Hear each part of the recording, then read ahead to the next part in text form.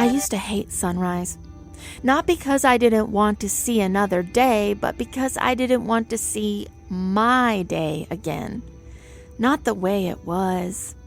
There was a time when I couldn't sleep, couldn't walk far, couldn't ride my bike or laugh, and I rarely felt seen. My body was in pain all the time. My mind was worse. I lived in a room that felt sealed off from everything I wanted. And though people said I'd built that room myself, at the time it felt like the only place I was allowed to be. I kept waiting for something to change. Maybe good news, maybe a reason to live, maybe an ending. And when none of that came, I began to wonder if I would have to end it myself. But what I've learned is this. Sometimes the most radical shift doesn't come from ending everything. Sometimes it comes from ending the life that keeps you small, the little parts of it that hold you back, from letting parts of yourself die so you can figure out how to live differently, better.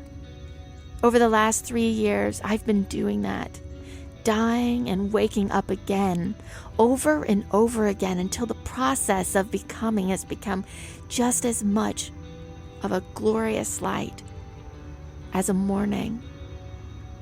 But there was one thing that surprised me. When I moved back to our house on the river, I started noticing the sunrise.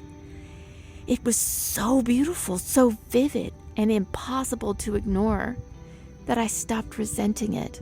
It was like a gigantic painting in front of my window every morning. I stopped agonizing over my insomnia, and I started feeling as though it was an opportunity to take photos and videos of this sunrise almost obsessively. It didn't feel like a consolation. It felt like a feature of this strange in-between life, a quiet, golden reminder that I was still here, that maybe I didn't need to be fully healed to witness something stunning. And something in me shifted. I began to play with light and shadow. First, it was the moments prior to seeing the first light. Then it was the morning light on the water. Then it was the stage lights in a dark venue. I started to remember how much I used to love live music, not just being there, but capturing the experience. I started learning how to frame what I was seeing, how to hold my phone steady when everything around me was vibrating. My phone became less of a distraction and more of a filter, something I could use to contain the bombastic sensory overload of shows. It gave shape to the chaos. It wasn't that the photos and the videos signaled something entirely new. It was that it began to take a different shape. So I began going back to shows, to crowds, to sound, and I began to explore alone. I started figuring out venues on my own, taking mental notes, writing things down. I wasn't reviewing them, I was remembering them, recounting what I felt, what I wore, what the energy in the room did to my body. It gave me a reason to write again, to reflect, and to document the way my nervous system responded, the way the music hit, and the way I sometimes vanished inside the moment or had to dissociate just to stay grounded. I started noting the correlations between the way that I felt and what I had listened to, and the message was that it was something I had always known, that electronic music will never be the only type of music I listen to, but it lights up my brain in ways that much other music doesn't. In time, it all started to connect. The sunrise photos, the show videos, the captions I never posted. I realized I was building a visual language for the world I was trying to re-enter. One made of light and shadow, of clarity and blur, of presence and disappearance. It wasn't about being a photographer. It was about creating a record of what survival looked like when it wasn't clean or triumphant, just lit enough to prove it happened. I'll never lie to you and say that I think I'm a great photographer. I'm not. It's fine. I spent a full year in this pattern because something I also learned was this. I started to notice something about this process and how it worked for me. When the ADHD part of my brain wants novelty, but the autistic traits that I have in my nervous system needs routine, I started to notice that the venues, the shows themselves, that was a pattern, but the variability was the band and the sound. What would I wear to this one? What would I wear to that one? This is an electronic band. This is an acoustic show. This is in an amphitheater. This is inside in a small room. All the variations. As far as my hometown went, the truth is, I tried. I really tried to make peace with the place that raised me, but the memories hadn't softened yet. I hadn't healed enough to see the familiar streets and faces as anything but ghosts of who I used to be and of the pain that I experienced. The city felt heavy with versions of me I was trying to outgrow, and I kept colliding with them every time I left the house. And then, one night at a Lana Del Rey show, something shifted. Standing in that crowd, surrounded by young women all reacting differently to a song, I felt a deep and sudden clarity. I wasn't going to make any more progress by staying put. If I kept trying to heal in the same place I'd originally been hurt, I'd stay stuck in the same loop. That show cracked something open. I looked around at all the girls dressed in lace and flowers, the soft sadness in their eyes and some the pained expressions, and I realized I wanted to be someone they could count on, someone who could hold space for them, protect them, be a kind of mother to them, if not literally, but spiritually maybe, as a guide. And I couldn't do that if I was still bleeding all over everything. I needed more healing. I needed to become the kind of woman I'd want them to run into in the bathroom line. That show showed me what I wasn't ready to admit until then, that I couldn't keep living the life I had. I had to go, but where? A place I'd gone to before. Tennessee, only this time. The first thing I did was check to see what shows were playing at the time, and was shocked to see names like Suzanne Vega, Nick Cave. So I left to Tennessee. When I saw the shows that were playing in Nashville, it felt like it was meant to be. These were artists I didn't think that I would be able to see elsewhere. I was chasing something like freedom, a new atmosphere, a different version of me. I didn't know exactly what I was looking for, but I knew I wasn't going to find it in my childhood zip code. I came back. I knew that I wasn't going to find it in my childhood zip code. And so I began the slow, unglamorous process of becoming a person by getting in the car and driving to another state where I knew only one person. I had to trip through failure after failure of deciding what I liked to wear and what I didn't, what music made my brain light up, what kind of shows made me feel alive, and which ones drained me. I stopped chasing company that made me feel lonelier. I started going to concerts alone, eating alone, walking alone, driving alone, everything alone. I realized that being alone isn't the same as being miserable unless you fill the silence with misery. There were also old habits, old defenses that weren't healthy, not for me, not for the people who love me, and it took terrifying, bold moves to let them go. I let go of identities that once kept me safe. I let go of being impressive. I let go of being known. And that's the thing no one tells you. Letting go of a life doesn't come with immediate freedom. Sometimes it comes with fear. I'm still terrified of what's next, but I know I can't be what came before. There's a kind of death no one talks about, the death that happens while you're still breathing, the one where you wake up and don't recognize the shape of your life or the person moving through it. You don't need a tombstone or a eulogy, you just need a moment of stillness so complete that you can't realize this version of you is over, and yet your heart keeps beating. Do you love the life you have right now?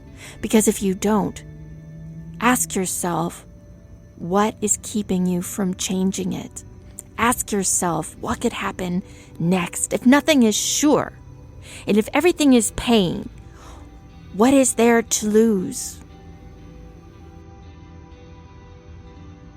But maybe things you should lose. That's not death. That's something harder.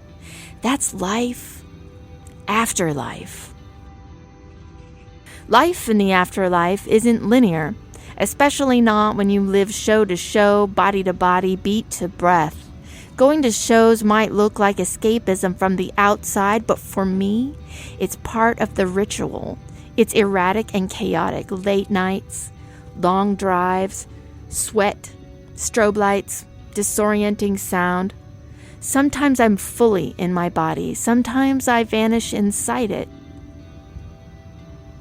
And afterward, when the noise fades, I'm left with the contrast, the sudden quiet of my room, the soft collapse of solitude. The energy of the show is electric, overwhelming, and necessary, but the stillness that follows is sacred too. There's something yummy about existing in that post-dopamine place. There's a duality in it. The collective catharsis of dancing with strangers and the private, fragile recalibration that comes when it's over. But it's a warm dopamine glow. The crowd reminds me I'm not alone, but the solitude reminds me that it's okay to be alone.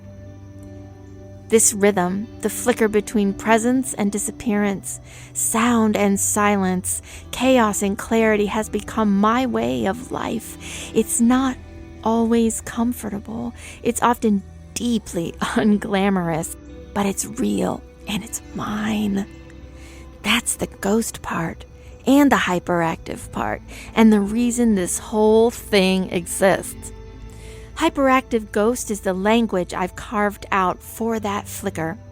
It's not a curated version of healing or a polished archive of cool shows. It's a raw, non-linear account of trying to live when you've already died. It's where trauma meets pulse, where transformation is measured not in milestones, but in moments that shimmer and disappear. It's life after life, written in the static and the strobe. It's music as a home where your body doesn't feel like one. It's presence in the fragments. It's ghosthood, but louder. But even now, there's another threshold I have to cross, because as much as I've grieved the version of me that collapsed, I also have to let go of the one who survived. The woman who made it through these last 3 years, she was fierce and tired and brilliant and also broken. She got me through the dark. She fought for a life when there wasn't one. She built this strange, flickering space where I could exist when nothing else fit. But I had to call things back. I discovered parts of me I'd given up decades ago. Now it's time to close the door behind her, because I don't just want to survive anymore. I want to live, not just in the blur between shows, not just in a ghosty form. I want to build something. I want to belong to something. I want to find my place in the world that exists outside the strobe.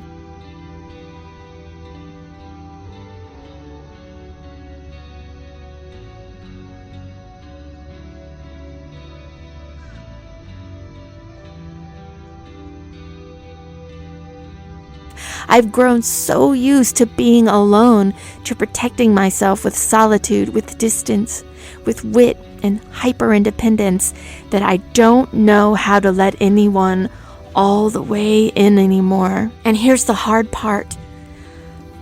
I have to admit that I feel so invisible in this version of my life. I've grown so used to being alone, to protecting myself with solitude, with distance, with wit, with hyper-independence, that I don't know how to let anyone all the way in. The longer I've been invisible, the more I've stopped expecting to be seen. And breaking that habit might be the scariest thing of all.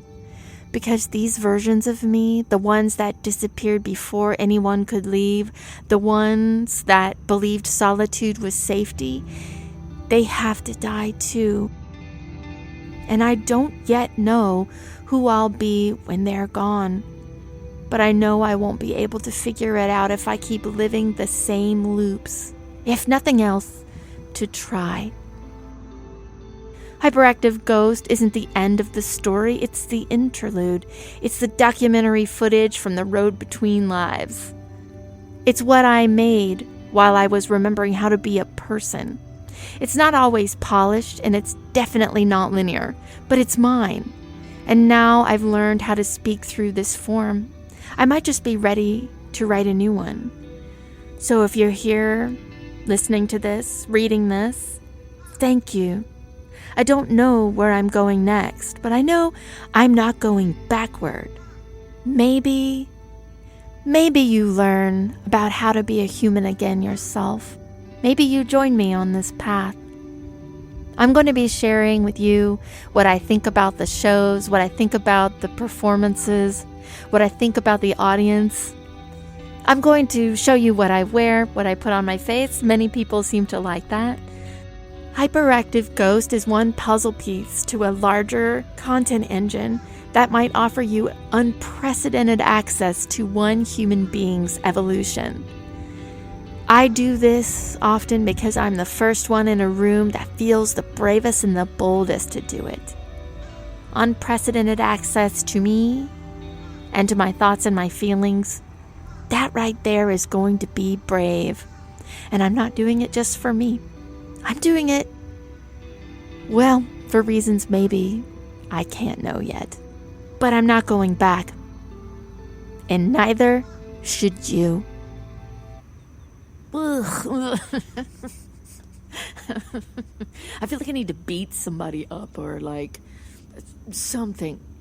Can we get back to the bee-boob? Can we talk about sex and trauma, please? Ugh.